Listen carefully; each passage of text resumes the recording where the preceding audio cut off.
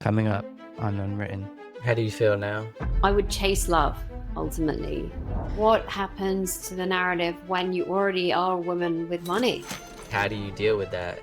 I had a lot of chaos in my life. You can't always put the blame on other people. If you're not having those sorts of conversations, then you're just going to go back into the same old patterns. I like to love people unconditionally. So it's a beautiful journey, and one that is very heart-opening.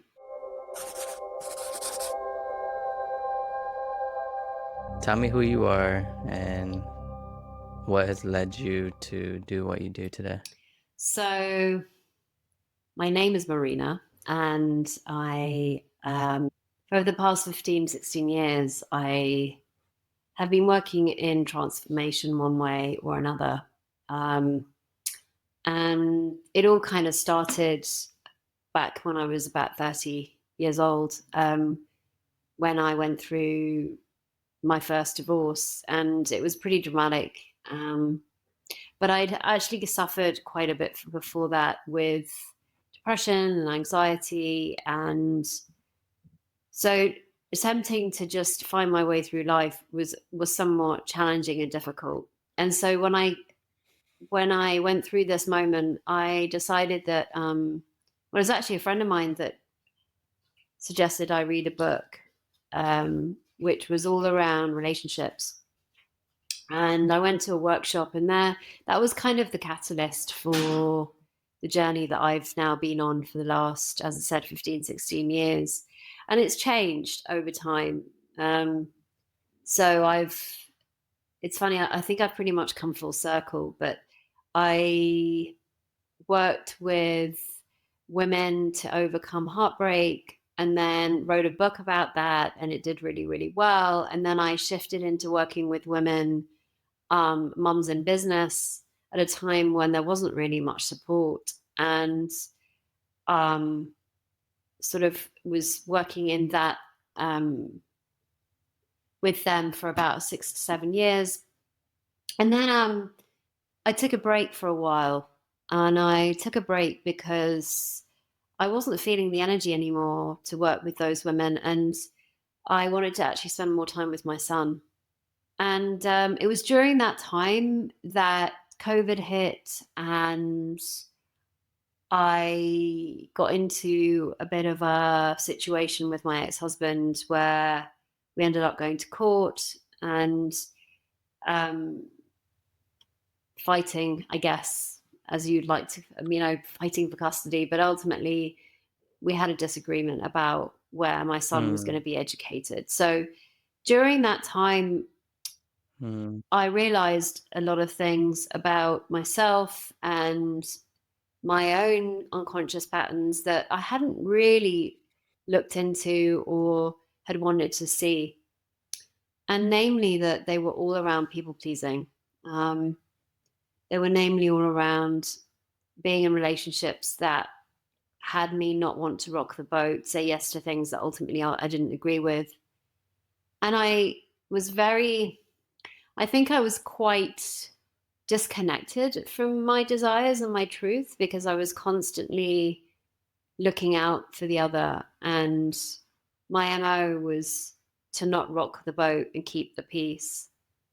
So with that in mind, I started to explore all of this sort of thing. And I realized that actually that was actually where I wanted to take my work next, was to work with women in this vein. So, but as with everything evolves. I've changed as I've moved through my own patterns. And really now the women I aspire to work with, and that I have started to attract to work with, really are women who are wealthy in nature. They have money, they have assets, but where they really struggle is in their intimate relationships with men. So they may well still be single, or they may well be in a relationship, but they're struggling to really keep themselves expressing themselves, and do so from a place of heart and soul versus reaction and conditioning. And of course, that's been my journey. And of course, that's what I know I'm very intimate with and the patterns that that can come with. So it's my journey's been their journey. You know, my journey has really brought me to this place now where this, I feel, really is the work that I'm here to do, which is to really support women, specifically wealthy women, to help them move beyond their patterns of behavior when it comes to relationships with men. Is there a reason why it's just specifically wealthy women, or? Well, I know wealthy women. We have a certain particular dynamic. Um, you know, being a woman with wealth can be quite tricky in today's day and age, when it comes to dating, because, or when it comes to being in a relationship, because, you know, a lot of the polarity work messaging is very much around the man provides, women lean back, and they just um, are in that sort of dynamic. And so there's a lot of talk about, you know, when you first start dating, to let the man lead, to let him pay. There's a whole debate around that. Um, but my Yeah. question is, what happens to the narrative when you already are a woman with money? And how does that work out? And how do you date and be with that? Because ultimately, the messages that we're getting are, oh no, lean back, do not, you know, do not take control or charge of the financial situation, because that's not your role as a woman. And to me, it feels really outdated. We're not living in the 1990s. We're not living in the 1980s or the 1970s anymore. And there are a lot of wealthy women, a lot of women that are learning to invest, a lot of women who actually, a lot of the time, are the ones that actually do have the money in the relationship. So then the question is, how do we be with that? In a world where, for me Yeah. personally, the teachings are quite outdated. So my exploration around this is very specific around this particular dynamic. Um, because especially when, Yeah. from a place of rescuing, a lot of the women I know, that I've worked with as well, have had this pattern of wanting to rescue. So what happens? What happens when you have money and you want to rescue? Well, what usually ends up happening is that you end up mothering the guy. You said Well, smothering? smothering and mothering, pretty much the same thing. Um, Oh, smother and mother. Mother, yeah. And so it can become our way of being, because we want to, It's like not romantic anymore. yeah, and it's not, and the sexual side goes, um, and the dynamic isn't sovereign, it's conditioned. So please don't leave me. I will, So how do you yeah. how do you yeah, because that's the weird thing, right? Because like we've been programmed for it's not just like the 70s, 60s, it's like thousands of years. It's been like men were the provider, men like went out and like got food, and the woman like stayed back and took care of the children, and the men would go out, provide and protect. So this is like a thousands of years of human like programming. So now that like we have this modern world where any individual can become wealthy, including women, it's something to deal with. You know, it's like how do you deal with that? Yeah, and so it's really personal. And I think what's really clear is, to me, is there's no right or wrong in this. This is really about what her truth is and what she feels is aligned for her. So, but what happens is that when we are looking to the outside for appreciation, which is really the the rescuing pattern is I want to rescue you so you'll appreciate me, and underlying all of that is so you won't leave. Is that she stops being connected to her truth, her real truth, a truth that isn't conditioned by her little girl, the one that used to give and overgive because that's the way that she thought that she could buy love and overwork for it. So it's really the work I do with women is to really get right back to the truth and what that is for them. Sometimes it could be, actually, no, this feels really right for me, or it could be, no, it doesn't. And I can see where I'm doing that to keep him here. So what usually happens, of course, is that you're right in the sense, and I think there is an element of truth when it comes to men being the protector and the provider and being the ones to step up and being the ones to lead, because that's effectively that is the mantra of a lot of this. Human nature. Right. But there's a lot of polarity work in that, right? It's like you're the one that leads, you're the one that provides. But provision isn't just material. Provision can be listening, acknowledging. It can be the rock that you come to, like with my experience with my partner, which is, to me, his provision is much more the stability that he brings to the relationship. I don't actually need a guy. Like emotional? Yeah. So I don't need a guy. Like emotional stability? Exactly. I don't need a guy that can provide for me financially. That's just not something that I need. Like resources. Right. But then he provides other resources. So like I'm actually in his, my son's away at the moment. And so I'm in his apartment and we're living together for the summer. So he provides me with the space. Okay. We help each other out. We're a team. So, he'll take care of me and going to put petrol in the car or take down the rubbish, things that I really, really, really don't like doing. But when he's around, he's more than happy to do it because I ask him to do that for me. But when it comes into a financial question, that's really personal. And yes, there are lots of women that take on the financial role. Yeah. Because they feel that they have to, because if they didn't, and this is another sort of controlling piece, it would all fall apart. They don't trust their partner to take care of that. And so what happens is these roles, and so these roles are created that actually aren't aligned. They're not both living into their own truth.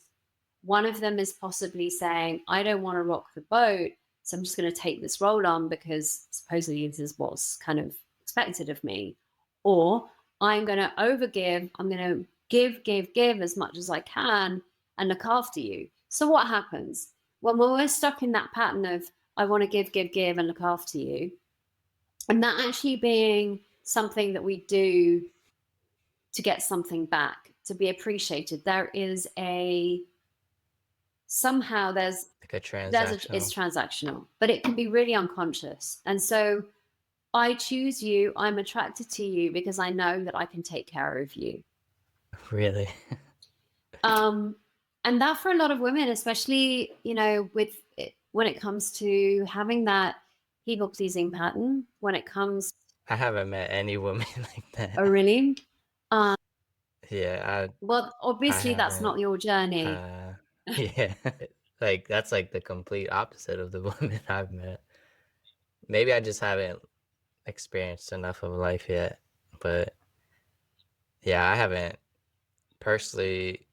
I've always just met women in like most women I've met are like the traditional, like the ones that you would think of, like oh, take care of me, like the opposite, Mm-hmm.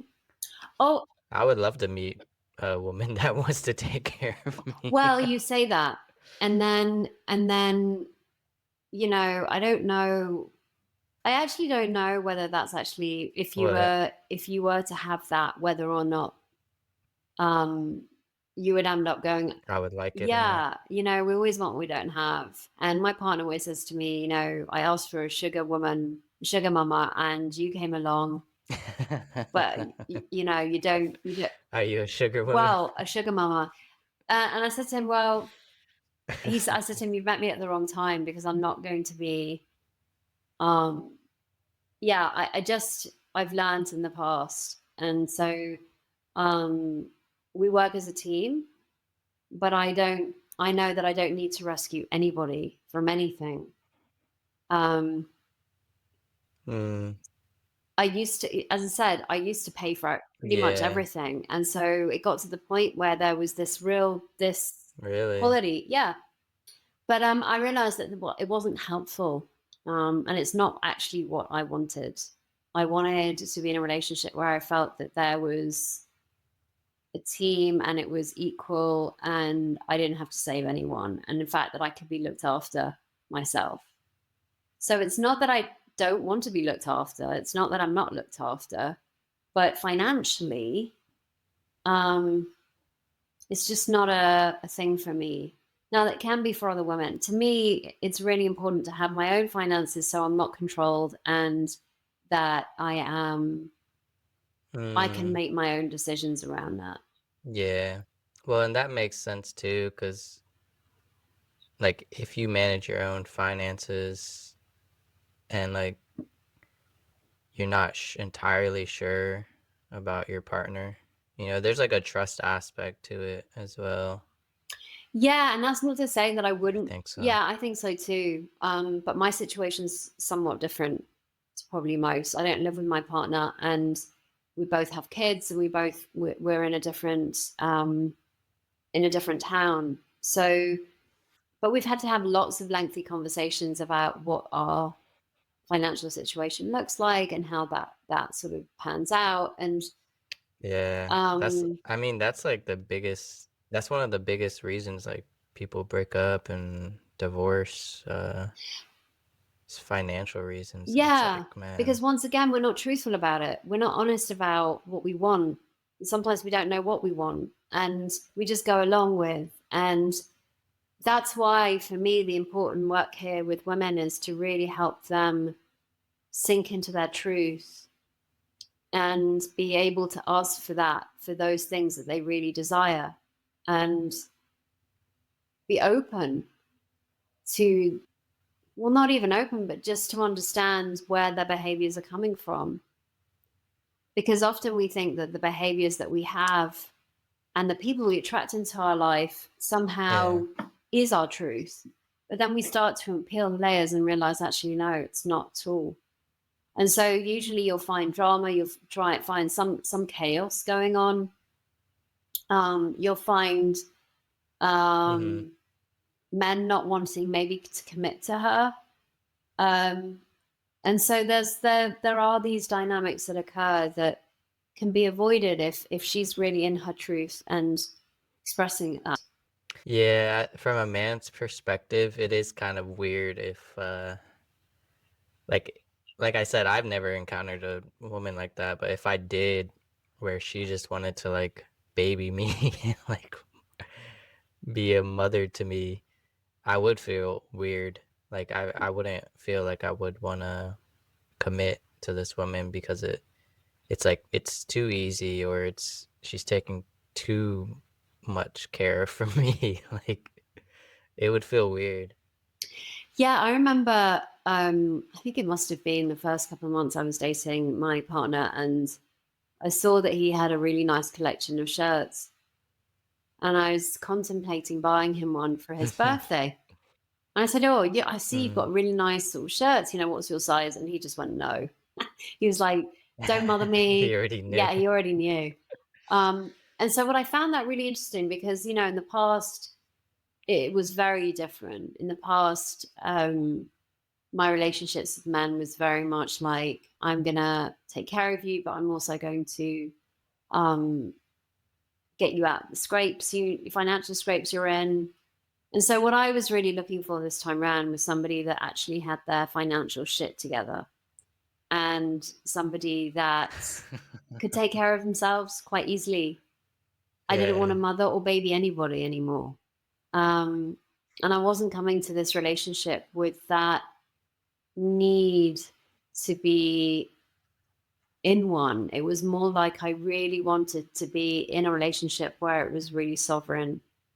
But of course, like with everything, I was really clear on the financial piece, but I wasn't so clear on the emotional piece. And so there's been quite a bit of change that's had to happen.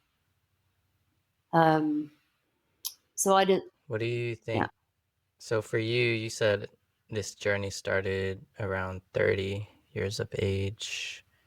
What about before that? Like, what were you doing for 30 years before that?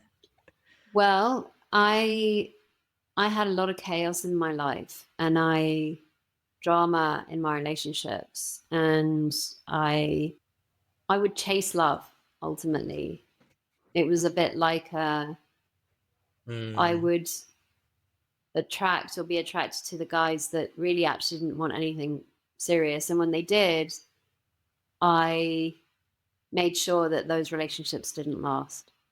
So I hurt a lot of people along the way. really? Mhm. I, What would you do?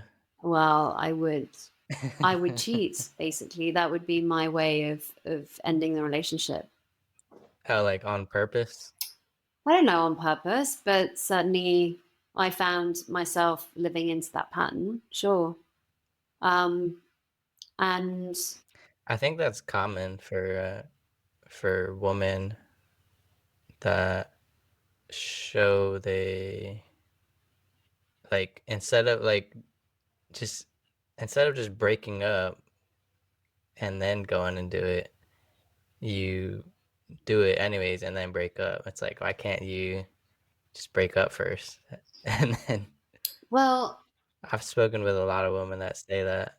They say they cheated to get out of the relationship, where it's like, why couldn't you just get out and then go do whatever you want to do? right. And it takes a lot more courage to say, hey, I don't want to be in this anymore. Versus Just creating a doing situation. the Yeah, act. exactly. Creating a situation. Creating a situation. And so I realized that there was a lot of stuff that I needed to work through myself, especially when it came to intimacy and vulnerability, and so I would not say things in the relationships and act out, versus actually getting Mm, really clear on what I wanted and being able to show up and say, hey, that's not okay for me, or we need to talk, this isn't working, how can we find a way to make it just work? Yeah, communicate. it's called Yeah. communication. But um Uh, because I had this fear of rocking the boat, because I had this fear of disharmony and conflict, I would then not say things, but the conflict and the disharmony would ensue anyway, because yeah, that's like yeah, contradicting because totally it's right. like I don't. Yeah, it's like I'm afraid to face it head on, so I'm gonna face it indirectly and then face the repercussions later. Exactly. So the conflict is inside already, and then it's just mirrored back to you in life. And I was a mistress at chaos, basically. And if it wasn't Mistress of mistress of chaos. chaos, and so if it wasn't, if it, Did you ever throw anything at somebody? I did it my mother actually once. I did it my mother. You threw something at her? Yeah, some really big oranges that she had, and I threw them at her. So but never in my relationships, Never at a never a man. guy, no. So yeah, I Did you have like rage or well, frustration? no, Like where is your emotions at usually? my primarily would be anger, and Anger. yeah, because it wasn't really expressed in a way to say I feel angry. Because I judge myself for feeling that Mm, way, because being angry isn't what little girls do. You're not allowed to be angry. It's just not a nice thing to be. So instead, you do all sorts of weird and crazy shit to either avoid the anger, not feel the anger, and then deal with the repercussions of the outlet or reactivity that shows up because it's not being let out in a way that needs to. So I spent a lot of my teenage life turning that anger towards myself. And then when it came to relationships, I'd spend a lot of time in unsaid resentment. And because I wasn't able to share what was going on for me. And what I've realized now is that any time that I'm having a conversation about a thing that's going on in my relationship with my partner, I know that it needs to be expressed. I can feel it bubbling up, and I'm like, Yeah. oh, this is actually life wanting me to express this to him. But not now. And what I've started to see is that when I don't plan the conversation, oh, we have to talk, it sort of comes out on its own in a really fun and playful way, but is heard because there's no defense on the other side. So like there was something that, oh yeah, I'm very sensitive to people not listening to me, especially if they've got the phone out.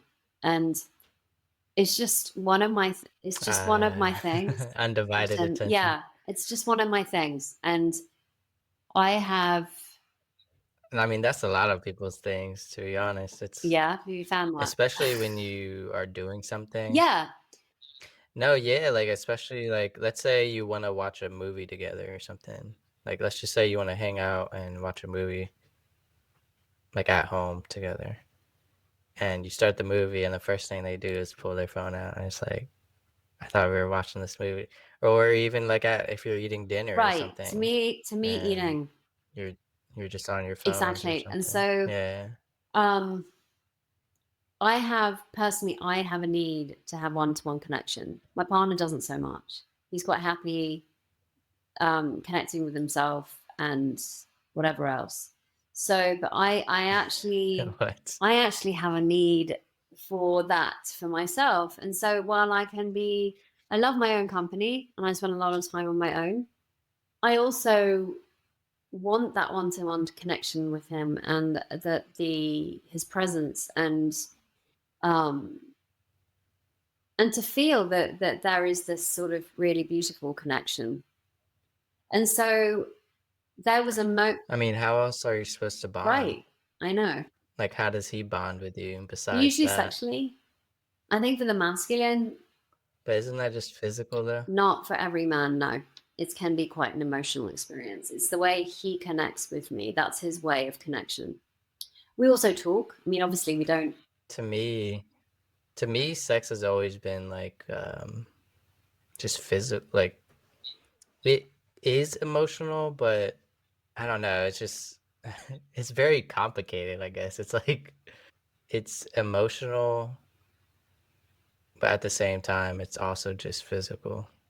Maybe I just made that like compartmentalization myself because uh from past relationships where it's like I don't know if you've ever like had like friends with benefits or something and it's like oh you start sleeping with them and then it's just physical, it's just sex and then it gets some people you catch feelings, they say you catch feelings and it's like to me I I'll know I like you like I know I like you pretty fast. Like I don't have to have sex with you to know if I like you or not. Um, but maybe it's just different for everyone. For me, I made like a compartmentalization between like sex is just physical act. Like yes, it feels good. You get this dopamine burst, um, and like what oxytocin bond chemicals with the person you do it with, and that's it. But I don't know. Maybe it's different for everybody. Well, we don't, I mean, it's not just physical. In terms of our connection, we talk a lot, we debate a lot, we have a lot of really cool, interesting conversations. So, but there are times when I want that presence. And so it's very easy for me to just not say anything and get really caught up in my head about it. And to me, it's super obvious. Like, of course, why wouldn't you want to connect with me? But it's not so obvious to him. So Yeah. I was really in it the other day when it was like, I wanted him to connect. I didn't it wasn't very gracious, or my crown fell off my head. In other words, my queen's crown fell off my head. And I, I reflected on it. And then the conversation sort of came about where I was like, look, I really want us to commit to something and agree to something, which is that when we go away on holiday, that we leave our phones to one side when we're having dinner, because it's really important to me to connect with you, and I really love connecting with you when we're one-to-one. And so what I've realized is if I give myself the time to ride my own emotional wave around it, because I can get really judgy and pissy about certain things. I'm human after all. But if I just wait for a bit and I'm in, I'm connected to that feeling of like, ooh, but I know that that's an indication that it's not the time to have the conversation. Probably to have it at a later date when I'm feeling a lot more relaxed and I can see that usually if I'm asking for something, like you feel like tightness. yeah, and I and it and I Yeah. and it like, there's a lot of noise in my head. So usually if that's going on, first of all, I know that it's not the right time. Secondly, I know that there is something to ask of him. There is something that I want to ask of him and share my truth about. And the other thing is usually he hasn't got a clue about any of it. So it's No, that's what I was gonna say. No, I was gonna say, like, a lot of times in relationships, like, I think women are like more like known for this, at least in my opinion. Like, you you guys think we're just mind readers, or like, well, he should just know, like, I'm frustrated. I'm like, what are you talking about? Like, you gotta you gotta tell me. Like, you can't just like, or like you'll go home and you'll just start slamming doors and say like, what what happened. like, I don't know what's going Yeah. on. So No, I'm just saying, like, in general. yeah, and it happens a lot. And But so yeah. I've realized that it's actually not personal, that that it's just actually an Yeah. opportunity to learn about the person you've got in front of you, and that we are different. We are different. I remember having a conversation with somebody years ago and saying that, men are not hairy girls. They're just not hairy girls. They're not. You're not hairy girls. You're men. I mean, we're trying to be. Yeah. Well, I think women want you to be. We want you to be, but actually, No, I'm talking about the whole oh, movement. The whole movement. um, We're trying to be now. right. Some men are. So, yeah, for me, I've realized that if anybody wants to create their dream relationship, firstly, they have to do the work. There's no getting away from that, in terms of you have to be able to take responsibility for the things that are yours. And if you don't know what they are, then it's going to be easier for you to just look outside and blame the other person and become the victim to their behavior. But what I've understood is that Yeah, but then things never change though. no, and then you expect the other person to change. When they don't change, it's really frustrating because I mean, it's like a cycle. yeah. So when it comes to healing those wounds, especially the wounds of the little girl who probably didn't get enough attention, who was dying for the presence and the love, but she felt that she didn't get that she overworks and for love, that the real teacher here is always going to be coming back to herself, because our relationships are reflections of our own reality. And I was talking to somebody the other day about the dating and how frustrating dating is, and how the dating world is full of people that just aren't interested, and it's just really hard. And it's funny because I never experienced my dating adventure like that at all. I always experienced it as a, ooh, I don't know, it'll be fun to meet new people, and let's see where this goes. And it doesn't have to be so serious. And then if somebody decides to do something shitty or weird, you're like, well, thank God I don't have to deal with that anyway. But then we can make it really personal. Yeah, I think dating is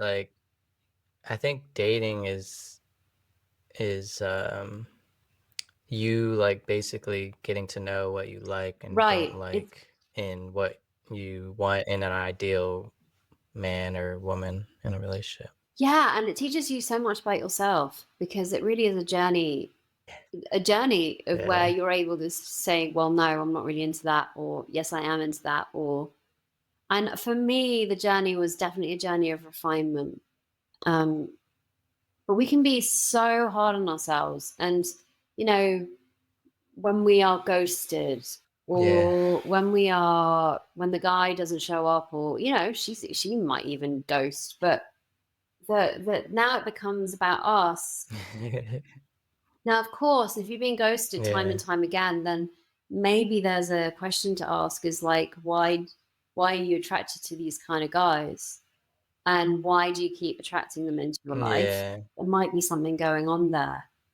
But yeah, you can't always put the blame on other people. No, not at all. And so, but it's more interesting. But it's hard, though. It's hard. Initially, you probably want to. Initially, you do.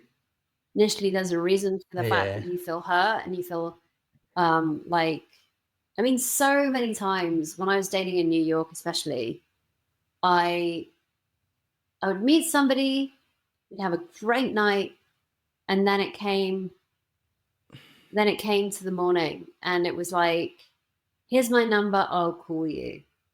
And at the beginning, because I believe people. At the beginning, I was like, oh, he's going to call me. That's amazing. I think it's not like they never did, but most of the time they didn't. And I started to understand. Well, some men are just afraid to call. I know that's happened to me a couple of times, where like I'll get a woman's number and I'm just like too Oh, nervous bless to you. call her. So Call her. I mean, that's from a man's perspective. Sure. That's just an honest, like, that's sometimes just the case.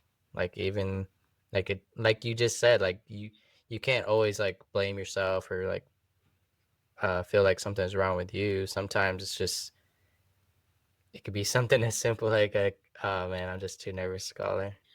Yeah, and sometimes it was, I would make I'll take the first step. Usually I would, actually, and there would be no reply. So, but it was but it's amazing what stories you project onto what is happening. So it's like, it's about me, there's something wrong with me. Yeah. Versus actually what you said is like, man, Wendy's just too scared to call me. So it's a fascinating journey of noticing and witnessing ourselves and our narrative about who we think we are, how we think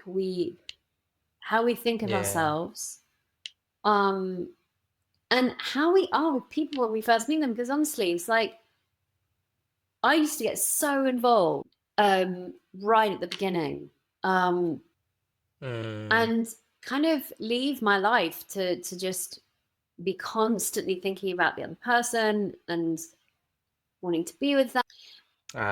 You would lose yourself. Yeah, totally. Absolutely. And what I over the years now, what I've realized is that, why would you do that with a complete stranger? And then I was like, oh, well, that's a whole bunch of fantasy and projection. how could I? So I've learned a lot in the process because my Mm, relationship with my partner's gone really slowly. The slowest moving relationship I think I've ever had. And what's been yeah. really cool to see is how that's evolved and what I had missed out on because all the other relationships would go so quickly.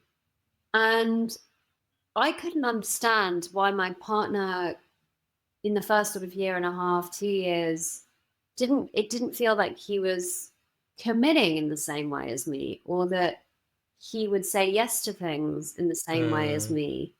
Um, or that we didn't have conversations about certain things. And over time, when I've come back to revisit situations that I experienced when I was at the beginning, maybe about a year in, he said to me, I didn't know you weren't enough back then. I didn't know who you really were back then. And to me, it really yeah. impacted me, right? Because I was like, well, you've known me for a year. And he's like, well, I don't know you well enough. And it was so fascinating for me to kind of sit with that notion of a year. You don't really know that person. And it's so true. I mean, now we've been together, what, for 3.5 years? Yeah. And there are nuances and there are situations and there is knowledge and experience that I can now see that just even in the first year we didn't have. We didn't have all these points of reference of Yeah. like how do we deal when things are a little bit weird? How do we deal with when you are tired and frustrated? How do we come together when you're pissed off and angry and you're not able to ask for what you want? How do we deal with all of these situations? You don't have those points of reference at the beginning. So I it was a real kind of shocker for me. I was like, oh, yeah. How do you deal when they fart for the first time in front of you? Yeah. No, I'm just kidding. But also, I have family members that I've not, that they've been in my life for 50, nearly 50 years now. And so it's like, well, I know them. So how am I expected to think that I know Yeah. somebody after a year really well? Yeah. Yeah, for me, um, like my ex-wife, I didn't say I loved her until almost 3 years. Wow. Like she would say it all the time. Yeah. She would say it all the time after like a year. It was like she first said it after like a year. And I just said, like, I would just always say, like, thank you. Like, Why? thanks. And then, cause for me, I take love like seriously. So whenever I love somebody, I never, not love them anymore. Cause to me, like, it should be purely unconditional. Like, unless it's like something like, oh, like I love this drink or I love this food, that's different. When it comes to relationships, for me specifically, I like to love people So unconditionally. what does that look like for So you? for me, for me, after 3 years, it looked like no matter what happens, like even if we separate, I'll still love you the same. Even if we fight, even if we get toxic or whatever, even if we never see each other for 10 years, like I'll still love you the same as I would. That's how it is for me. So is it a question of like I have to wait a certain amount of time to really know if I do love them or not? For me, I think it just takes time. Like I don't know. It just takes time for me. Yeah, it takes time for me to really feel that because then it's a lifelong thing. Yeah. So, I've come to understand now that men that go slow are you can Yeah. rely on that far more than the ones that don't. And I've seen and when I'm able Well, usually the ones that don't they just want sex. or they end up being very narcissistic. It's the whole love bombing thing, and you get carried away with the moment. But I would move in really quickly with the guys that I'd been dating and it just, what I saw was that now that I have a little bit more perspective, that the taking time actually would have been far more natural. And my experience, if I was to relive another relationship now, I would want to take things really slowly. It would be a huge. I mean, yeah, I think most people It should. would be a huge red flag for me if the guy wanted to move in, a month or 2 months later. Huge red flag. So for me, I now can see that our slow-paced way of being, and he's actually been the one to really call the shots on this, not me. The rhythm has been marked by him. He's a very busy guy and has a lot going on, and even just the fact that we don't live together. At the beginning, I could feel that I was doing the thing that I would do, which is like not say things I needed to say. And he was half. Get in your emotions. Well, he was half in, half out. He wasn't fully committed. And I could feel that. And I didn't say anything and I ignored it because I didn't want to lose him. But what happened is I lost him anyway. We broke up for about 6 weeks. He said he couldn't do it anymore and he left. So during those 6 weeks, I got really clear on what I wanted. I decided to take those 6 weeks to learn about my own patterns and to learn about dynamics between men and women. And I took the time to understand how to communicate so that him or anybody else, when the next relationship showed up, that I would be primed and prepped to start on a different foot. But anyway, he came back and I basically then said, okay, fine. Well, for that to work, this is my parameters.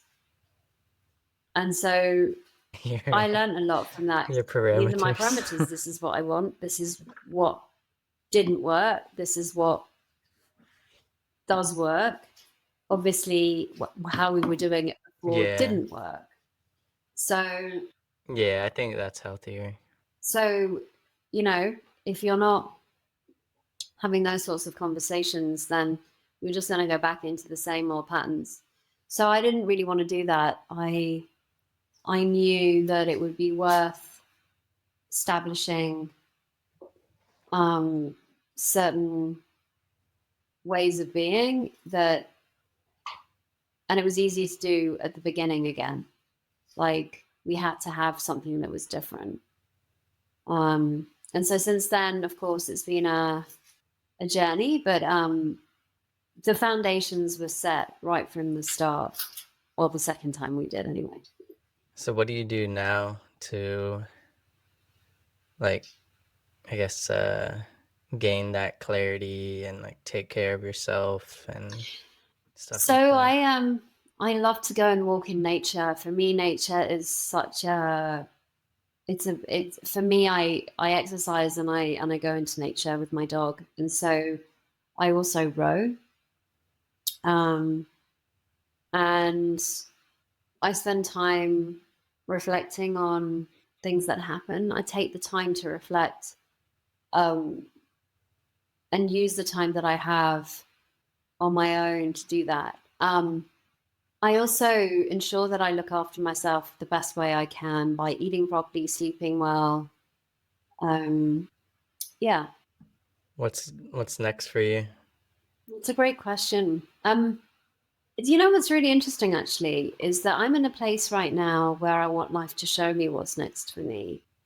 And I trust that when I get excited about something, that's where I need to go. So I have decided that I'm going to do a DJ course in September. Starting in September, I'm going to be doing. I really want to learn. You say Yeah, I DJ? really want to learn how to use the decks and to express and share music with others. So that's something that I'm really curious about. And then, No, I love that. yeah, and then I I'm exploring a podcast in Spanish, which is all dedicated to relationships. In a it would be with my partner, but also with another lady who has her own podcast, and we want to do something. We want to work on this project together. And then finally, I also want to start promoting one of my circles, which is the Unshackled Expression Circle, which is for women who, and this is really about them being able to get really clear on their truth. And that's a 6-week program. So that they're able to understand what they want, how to express it, and then take the steps to manifest it. And so those are the things that I've kind of got in my peripheral for September. But before that, travel. So I'm going off to Helsinki. I'm going off to do a little tour of the north of Europe. And then I'm going to South Africa as well. So those are just some of the things that are what next. How do you feel now? I feel good. I feel good. That's good. How about you? I'm happy for you. I'm good too. I'm not dating or anything. I'm just focused on making a living and surviving and taking care of my kids. How many children do you have? I have twins, Are they young? just 2. Yeah, they're 6. Oh, that's a lot of energy. Oh yeah, they so much energy. Are they girls or boys? That's why I'm ready for them to. They're girls, but they start school in 2 weeks, so it's gonna be a break because they had the summer and it was a lot. So yeah. Yeah, my son's away with his father at the moment, so I've got a summer's a break for me. I have 2 months, and then I go back to doing it full time with him in September moving forward. So It's like, it's a weird feeling. It's like nice to get a break from your kids sometimes, but then you have this like yearning to like see them again, at least for me. yeah, I mean they take up so much space that of course it's when they're not around, it's like there's this sort of space that you didn't have before. Yeah, it feels weird sometimes because I'm so used to them being around. But the thing is, And then when they what's go back to interesting for school, it's like, me oh, they're is not here. that the first week's like that, but after the second or third week, I'm so used to him not being around that I just get on and do what I need to do. So Yeah. I think if it was 1 week off, 1 week on, I'd feel the same way as you do. But because it's a month off, 2 months Yeah. off, you just get used to it. At least I do anyway. You get used to being by Yeah. yourself. And I really Yeah. enjoy it. Yeah, I really, really enjoy it. Well, how old is your He's 9. son? Oh, okay. So Yeah, I mean, it's nice to it's a great age. like for me, I just get like more peace and quiet time. Like when they're around, it's just like always noise in the background of them just, you know, I do. bickering and I do.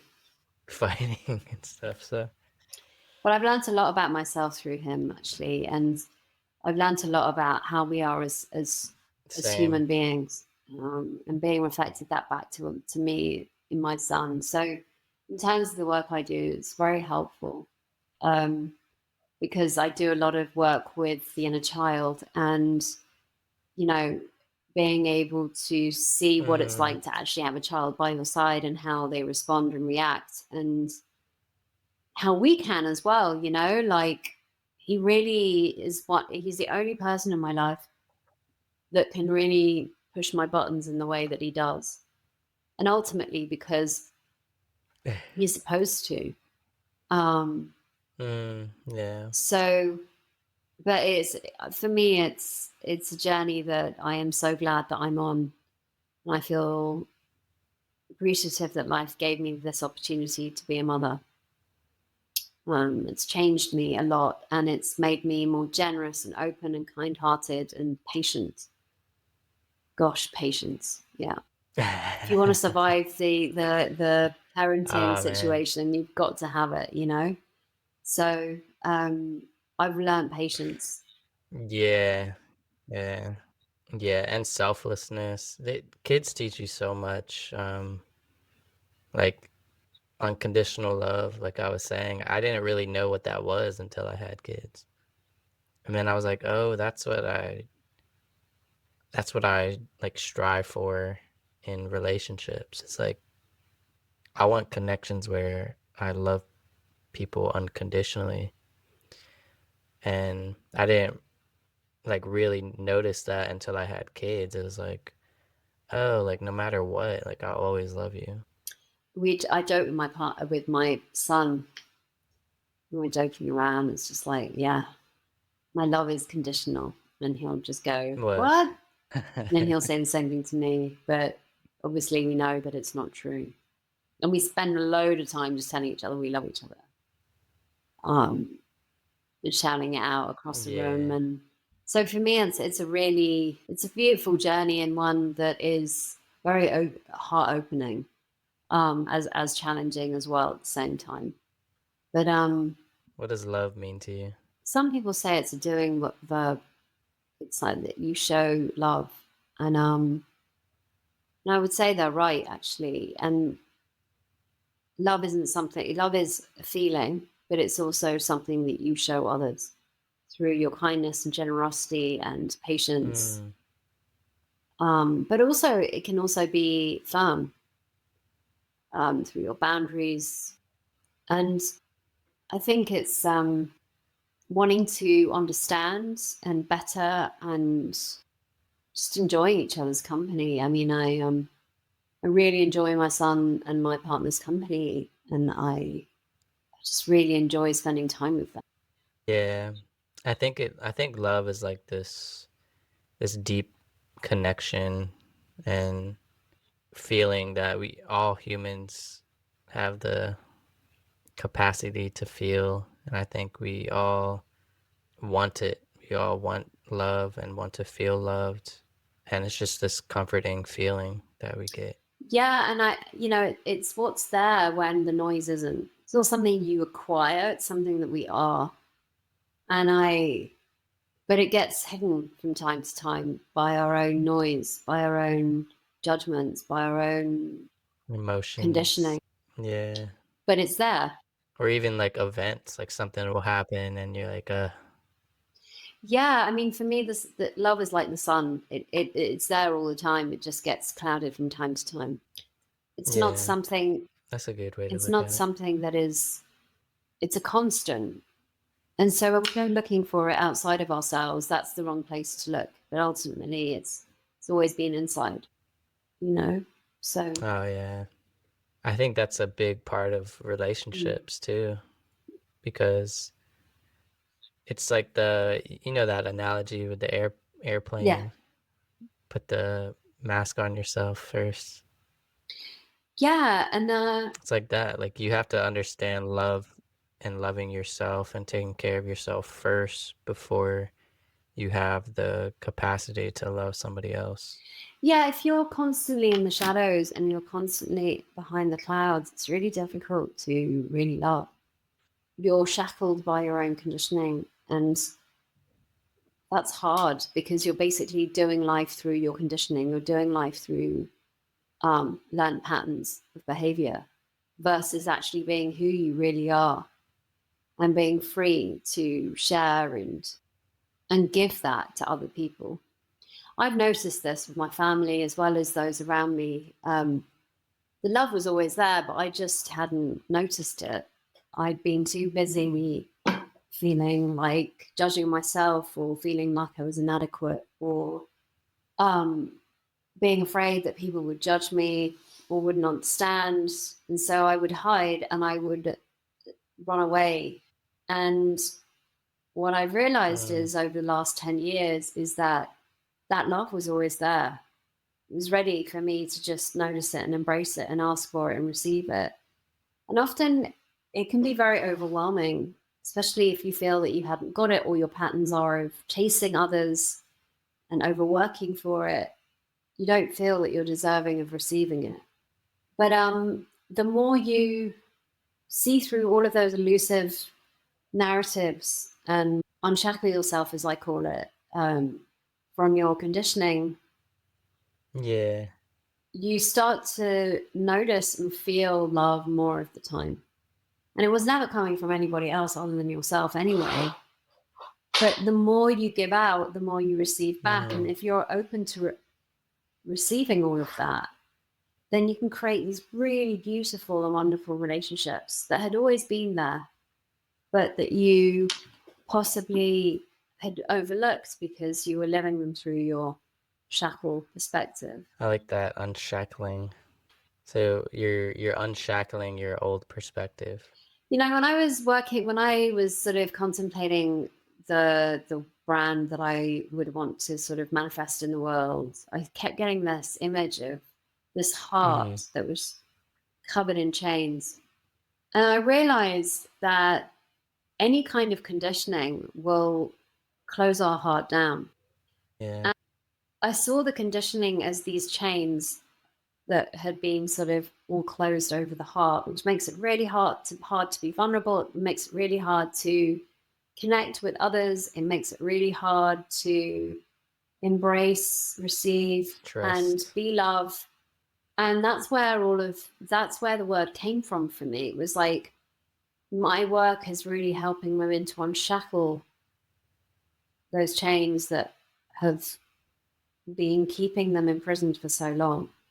And so as they unshackle the chains, you can start seeing the heart. And the heart has the capacity to open itself.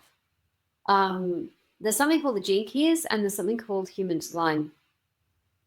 And my purpose in life is to basically open my heart to everything that enters into it, even the shitty bits. And that was a real kind of, actually most of my spheres are all about opening my heart, awakening to love, being able to embrace the difficulties and challenge with love. And there was one piece around it, which was your heart can close for a second, but then it will open again. And at that point, you see that there's actually nothing to fear because we're constantly thinking that the reason why our heart closed down has got something to do with that other person, but it's actually got to do with our own narrative about the other person or about the situation. What's the narrative for you now? It's a great question. I haven't been asked that before. I think just to bring love to everything that I do. And with that, I've got to go and plug myself in. Can I plug myself in? I need to go and pick up my I'll be back in like a second. Is that all right?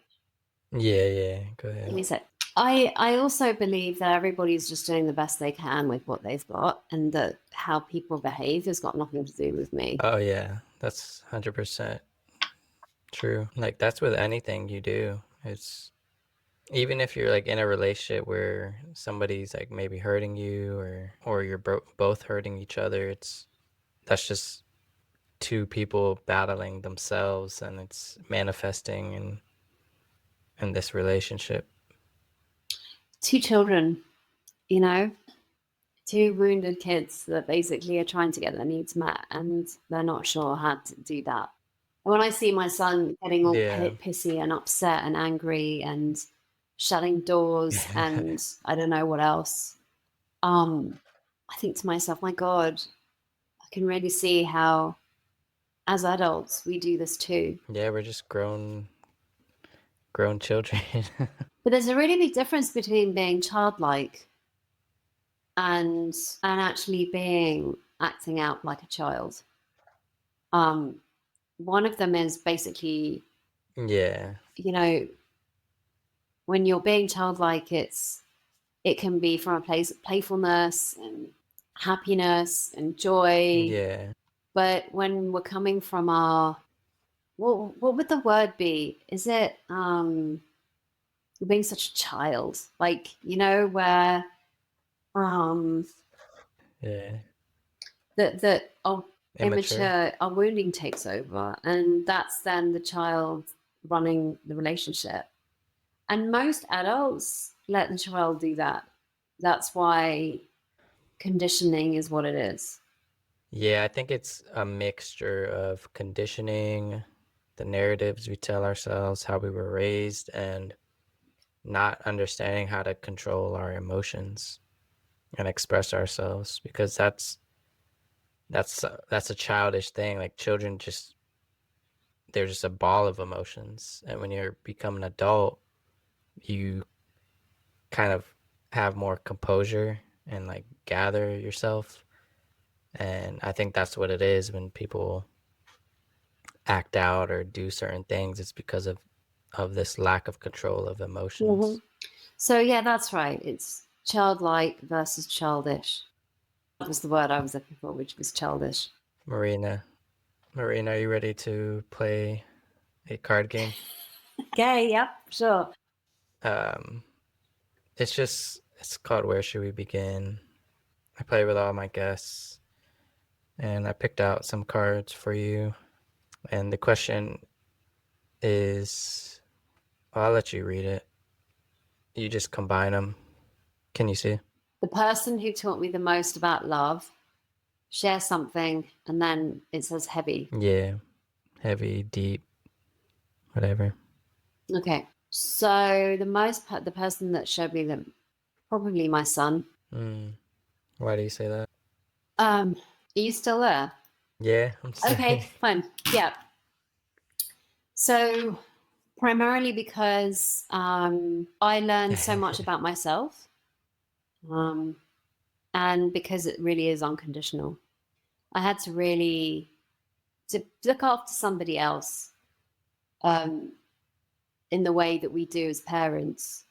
You either move through your conditioning or you stay where you are. But if you stay where you are, it can be really, really challenging to parent. And what I've seen is that my child has taught me so much about Yeah, it's generosity, kindness, patience, having to come back to myself when I get triggered, and then how to come back to having a conversation again. And also, actually, when he gets triggered and loving him through that as well. That's been a real big one for me. That even if we have a disagreement, that we can come back and talk about it and we can move through it.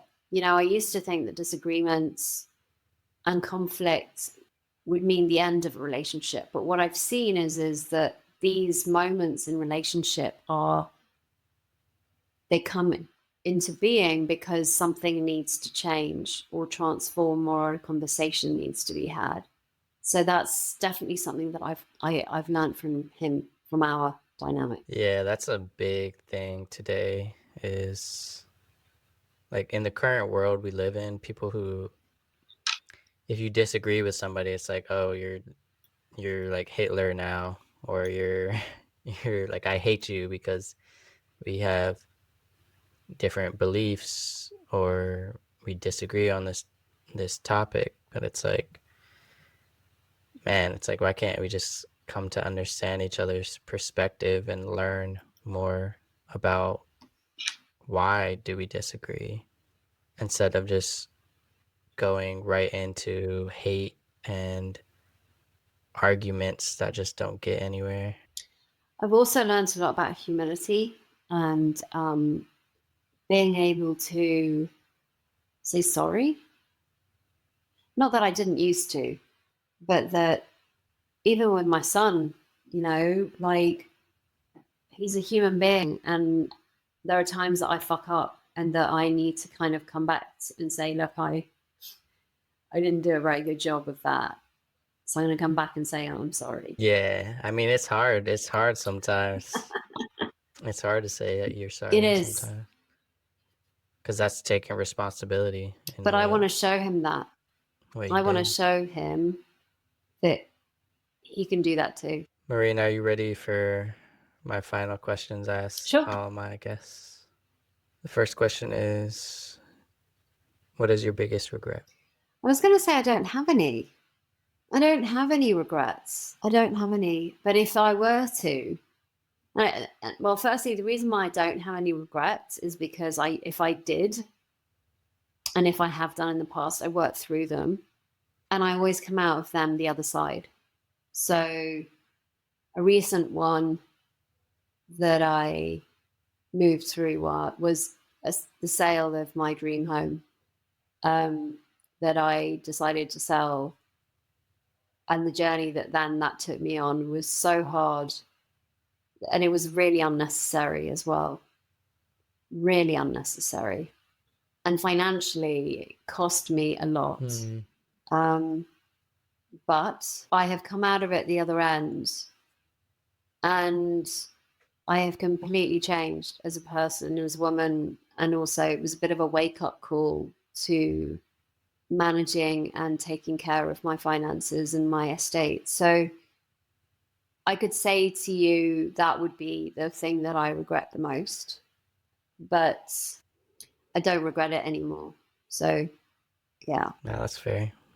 My next question is, who or what made the biggest impact in your life that makes you who you are today? I want to say me, because I could say my ex-husband, I could say my partner, I could say, but the way I see it is that the reason why they've had an impact on me is because I have managed to either move through things I needed to move through, but I've been the one to show up for myself. So the woman I am today isn't because of the situation.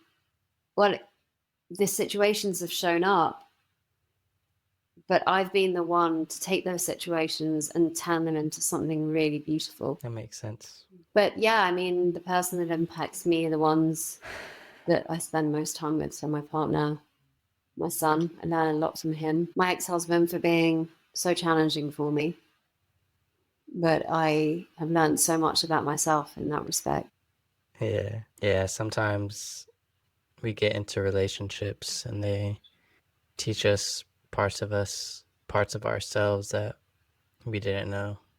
Yeah, and even because most people go, oh, the person that's had the most impact usually it's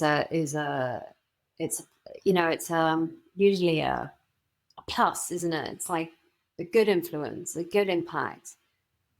But actually, I've found that the most challenging relationships can be actually the most transformative as well.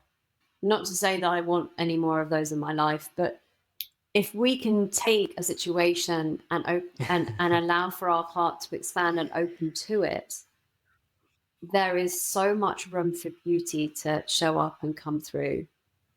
If we use and see relationships as a way to retract and close our hearts down, then of course it's going to be more challenging.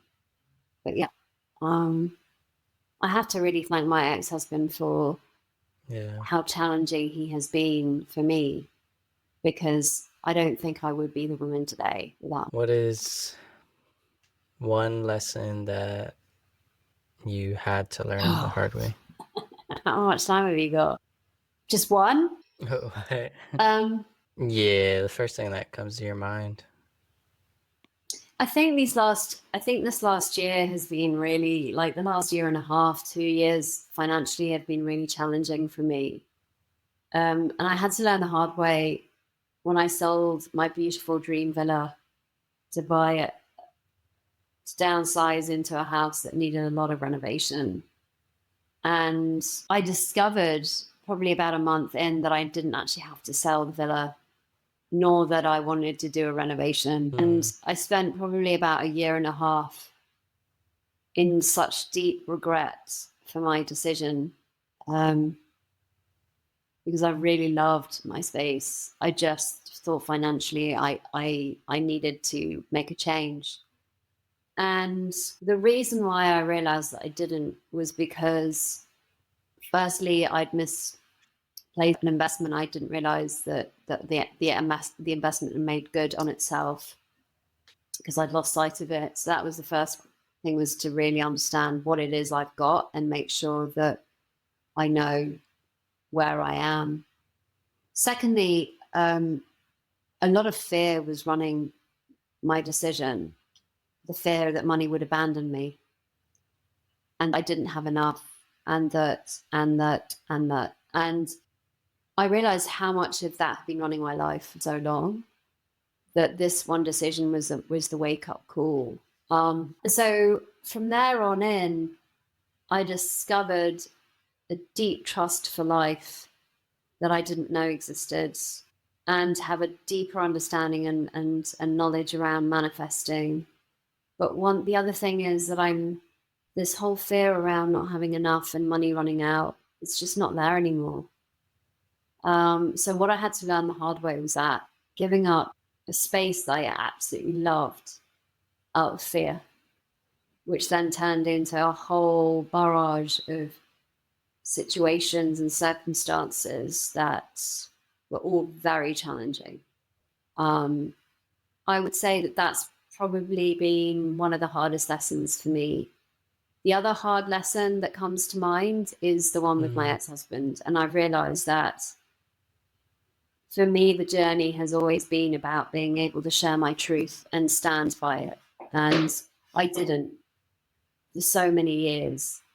That when I finally did, everything exploded and it was very, very chaotic. So I've learned that a little bit of truth coming at someone consistently versus not saying anything at all for a long, long time goes a long way. Sure. I thought that was the last one. You ready for the next question? Sure. Cool. I got two more.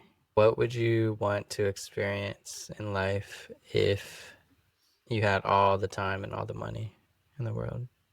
You know, what's funny is that I would love, and I know it sounds weird just because of what I've just told you, but I would love to find a space that I fell in love with, and either to redo it with a company that really knows what they're doing, to find a space that's already been, it's pretty modern, but that I just completely fall in head over heels in love with, and it's just my next dream place. So that would be one thing. To be honest with you, Thomas, I do what I want when I want most of the time. Of course, there are things that I don't get to do when I'm with my son, but I take advantage of the fact when he isn't here and I travel. So as I said, I'm going to be traveling a little bit now for a while, which I absolutely love as well. Yeah, that's kind of what's come to mind. You know, what's interesting is that my desires that come to me, they're not something that I know about until they come through me. So I may well be sharing something different with you next year or year after, or because there'll be a new desire that comes through that I hadn't even thought of, or that hadn't even come to me. But these yeah, do you get that? Yeah. So I'd love to go to Lapland with my son. That's something that I would love to do, actually. Yeah, no, I get you. So that's definitely on the cards. Not this year, but the following year, I think we'll go. Anyway, just, yeah. Well, thank you. Thank you for coming on.